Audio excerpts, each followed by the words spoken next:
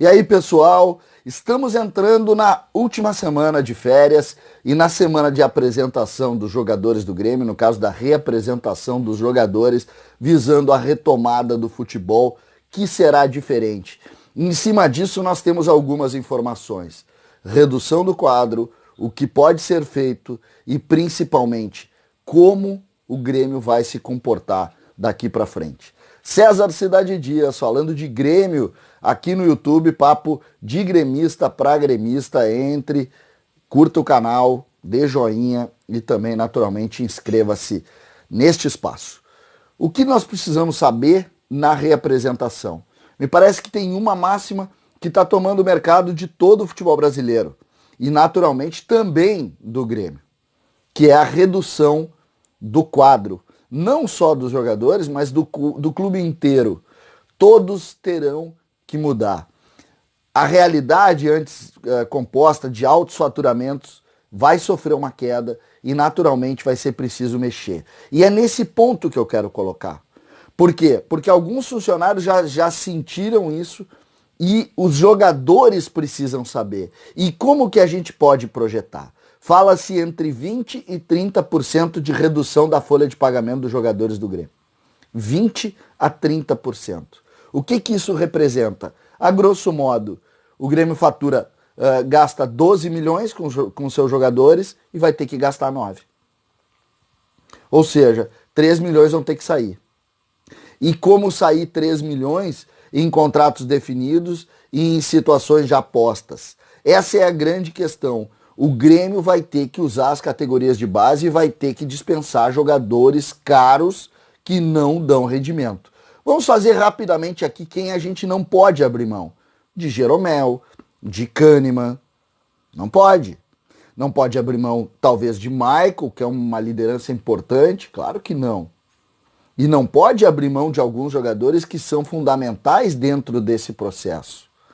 Mas alguns jogadores, e aqui não tem nenhum demérito, nós estamos falando, vai haver uma escolha de Sofia nessa história, mas o terceiro reserva não pode ser veterano. O Júlio César não pode ser veterano. O Paulo Vitor, o segundo reserva, não pode ser veterano e ganhar 250 mil. Começa por aí.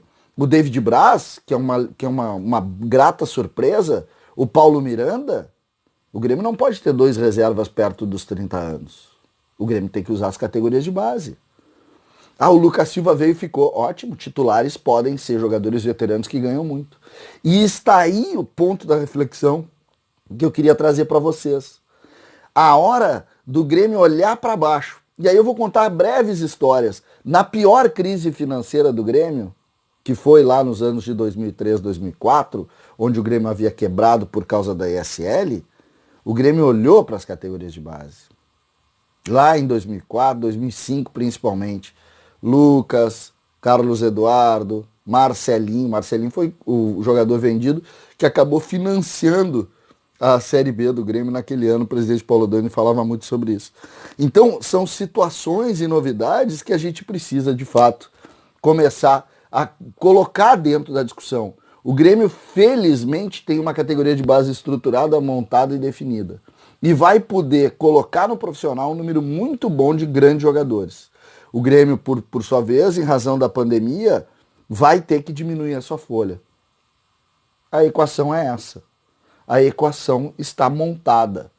Libere-se os jogadores que não são titulares e que ganham muito, que são veteranos, e troca por jogadores da categoria de base que estão crescendo, que ganham um pouco menos e que podem vir aí e suprir essa necessidade. Está feita a composição. Está feita. Mas não é fácil de rescindir o contrato dos jogadores. Mas não é difícil tentar os acordos e botar isso como planejamento. Essa é a equação.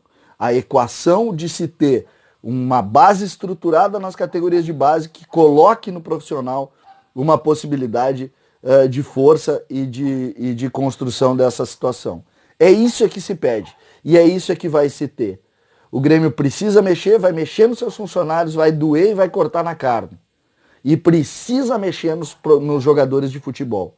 Se não mexer nos jogadores de futebol, o Grêmio não vai conseguir sair dessa situação que é do mundo. Mas o Grêmio precisa ir no centro do custo dele, que está na folha de pagamento dos seus jogadores. Me parece definitivo isso. E espero que o Grêmio saiba disso. Então, vamos ficar atentos e vamos cobrar isso, porque está aí a solução. Libere-se os jogadores ou faça-se negociações com os jogadores veteranos. Eu falei rapidamente Paulo Vitor, Júlio César, faltou o André, por exemplo, que o Grêmio já está tentando. E se faça o investimento e se coloque jogadores da base.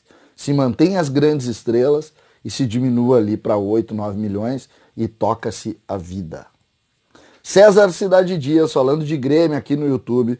Papo de gremista para gremista. Não deixe de seguir o canal. Valeu!